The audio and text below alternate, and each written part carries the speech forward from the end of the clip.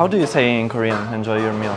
잘 먹겠습니다. 잘 먹겠습니다. Yeah, perfect. 잘 먹겠습니다. 잘 먹겠습니다. 맛있게 드세요. When and how did you start breaking? I started in 2008 back in Seattle, Washington, in the United States. The first breaking video I ever saw was of Extreme Crew, blonde and blue.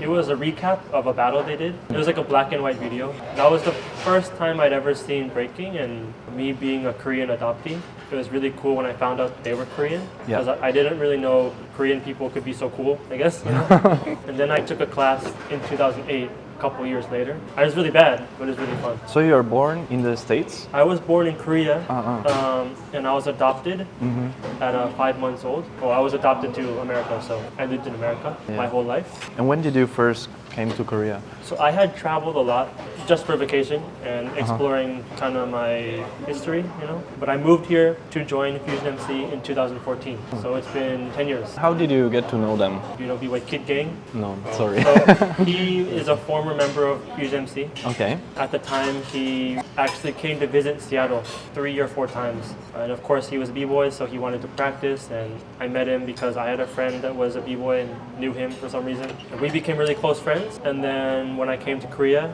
for 7 months to learn Korean language, he said, hey, come to the studio, come practice with my crew, blah, blah, blah, blah, blah. And then I auditioned, because in Korean big crews, you audition to join. Oh. So, and how does it work? So first you send 3 videos of yourself. So I sent 3 battle videos. And if you pass that round, then you do a battle in person with all the other people who passed. And then they say yes or no. And where is this battle? Is it like a normal battle, or is it in their studio? In the studio. It was like a cypher battle. So you won this battle, right? There were other guys who were better than me. There was 5 of us, and we all made it into the crew. Basically, if you make it past the video round, you're pretty much, you made it already. They just want to see your commitment, so that's why they do the battle in the studio. And after that, you was a part of Fusion MC, but you were still based in the States, right?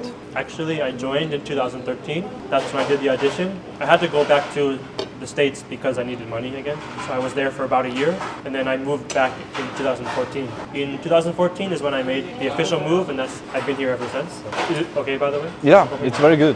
And it's not too spicy. Okay, good. Your family is still in the States? Yeah. So it's just me. I also, in 2014, I moved in with my girlfriend, who's now my wife. I've been here with just my wife the whole time. Is she American or Just Korean? Full Korean. Okay. What do you think is the main difference between the b-boy scene in Korea and in the States? I think the professionalism and the will to take the risk to make it your full-time job. Okay. In the States, it's really hard. There's really no infrastructure to do it in the first place. A lot of people in the States value other things besides just breaking full-time. In Korea, they just kind of go 1,000%. Just go breaking all the way. Most b-boys and b-girls in Korea still have a part-time job on the side or go to school. So how much do you think, like, if you could say like on average, like 50% for example, something like this, how many b-boys can make a living from only dancing? In Korea, Yeah. probably less than 50 people.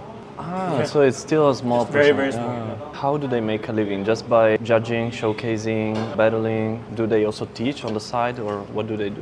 So for example, if you're in like Jinjo or Fusion MC or Gamblers, you're earning money from the crew, you know, and the crew will have sponsorships, they have support from the cities that they represent, and they do a lot of shows and commercials and whatever, video work, and then that money goes to their members, right? And then some members will teach. But if you're not in one of those big crews, your only option is kind of to get so good that you get a sponsorship on your own or teach. So for a while, you know, B-Boy Zoot, he was in Baseus.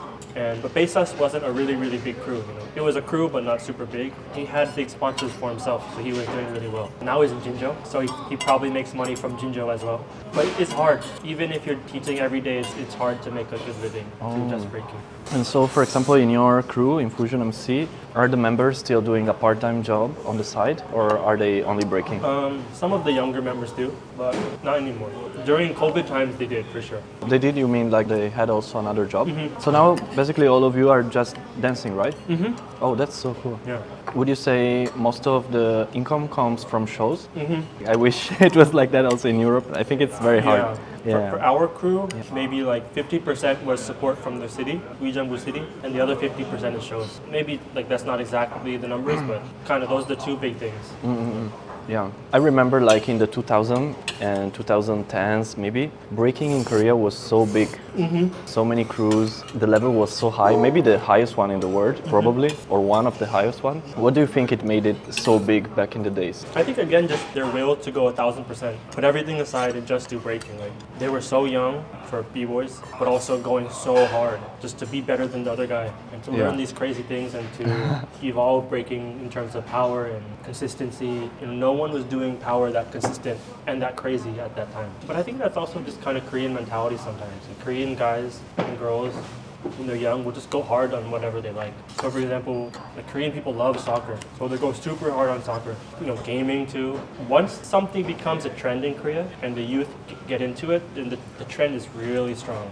It's kind of game over at the time. And what made, at that time, breaking so trendy in Korea? I have no idea. I think just the media. There was a famous musician named Seven who did a Nike freeze. Like every time he did this one song, I think. He was so famous, and then like the Nike freeze is pretty cool to people who don't know what breaking is, right? Yeah, right. Other artists were also doing straight up breaking, footwork and windmills, and once there's a trend in Korea, the trend goes so fast, so hard. And so everyone was doing breaking at the time. People who are older than us, who could be our parents, know who Hong Ten is. Oh, everyone. Really? Oh. Everyone, obviously they don't know exactly what he does or kind of who he is, but everyone will know the name Hong Ten. Oh, that's so cool. Why do you think now breaking is getting a little less popular in Korea? This is just my personal opinion, but this is what I observe. Again, sorry to say it again, but the trend for a while was breaking and other kind of dancing, and then there was this show called Show Me the Money in Korea, a really famous reality contest show, but it's for rapping in Korea. It got so popular. Everyone on that show was getting so popular, getting super famous, making so much money, and then you saw the youth start to get into hip-hop and rapping. Mainly rapping, not all of hip-hop. And that show went on for a long time. That's when I saw a shift in just all of Korea. Like before that, if you just walked on the street, you would rarely see someone who's like, oh, that guy is kind of into street fashion or hip-hop. Like you never really saw that, you know? You saw just like... Okay, yeah.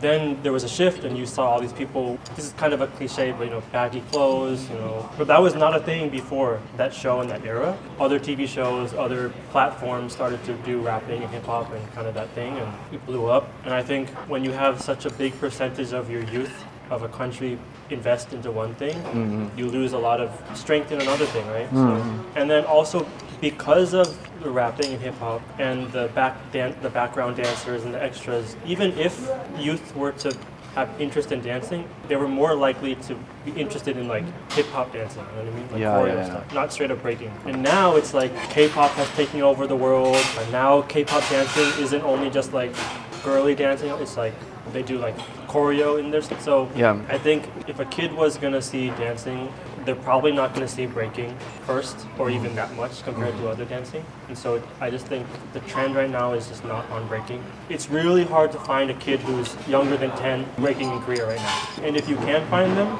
they're only going to do it as a hobby for a few years maybe. Yeah, they'll get pretty good, but I don't think they're going to say, hey, I'm going to make breaking my full-time thing. Do you think also the birth rate in Korea now is getting lower and lower, right?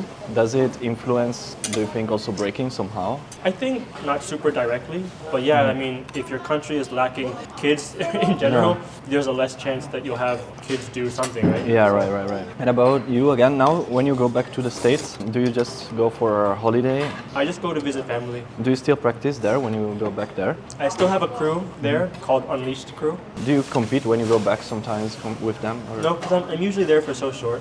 What are your goals now with breaking? Or also if you have other goals in life, short term and also long term? My main goal in life now that I have a child is make sure that child lives a happy, healthy life. Of course. Which sounds very generic.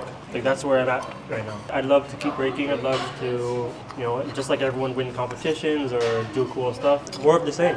And is Korea supporting families when you have a kid, since the birth rate is so low? Apparently the birth rate for the last couple months has gone up a bit. Okay. A tiny bit. Not a lot, but a tiny bit. Okay. For the first time in years, I think, or something like that.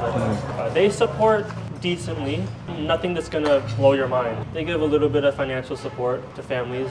If you live really far away, like hours away, some companies or some cities will give families equivalent to 1 year's salary because those cities lack people in general. So they're trying to build the cities up. Seoul is too populated, so they don't really give that much support. What made you start uploading on YouTube? Because I saw your videos about the air flare. Yeah. Maybe you did some vlogs, right? Yeah. Also, the quality was very good. I really enjoyed them. Thank you. I've always liked video editing. As a b-boy, we like creating things, right? So I always liked the idea of creating something. And back when I was a kid, I used Windows Movie Maker. Oh, me too. And then iMovie when my parents got a Mac. So it's like just stupid videos at the time. But then when I finally got some money and time of my own, I downloaded Final Cut and just tried to make some random stuff, and I really enjoyed the process. People always ask me, hey, how do you do this or do that? Or what is it like being a full-time b-boy in Korea, Yeah. So I felt like I had a lot of things to answer and a lot of things to share. Right. And what better way to do it than making random videos, right? Yeah, right. Do you plan on making more videos now? Not too seriously, definitely not as a profession. Here and there, if there's a big battle or if I finally learn air flare, then I'll make a tutorial or something. But I think I have a lot of other things to commit my time to at the moment. Unfortunately, making videos has always been something that's very fun. You have 2 channels, right? Yeah, I have 2 channels. One is straight up just breaking, and the other is kind of just life, family stuff. I'm also like thinking if I should separate the channel, because my main channel now is mainly breaking and mainly tutorials, but I also want to do more like traveling vlogs with some breaking too inside, but I don't know if breaking will always be the main topic of the vlogs. Exactly. So I don't know if to make a separate channel for that or just to keep going on my main channel. Even though my breaking channel wasn't monetized at the time, I was still really thinking about, should I do the same thing as what you're thinking? And I think it was a good choice. It made it clear. Yeah. There was no like, oh, this video is too vloggy, or this video is too much breaking. Probably I should do the same. I mean, for you, like you already have such a big following. I think if your fans are interested, then making another channel would be awesome, because then you wouldn't have to worry about that confusion, confusing your fans.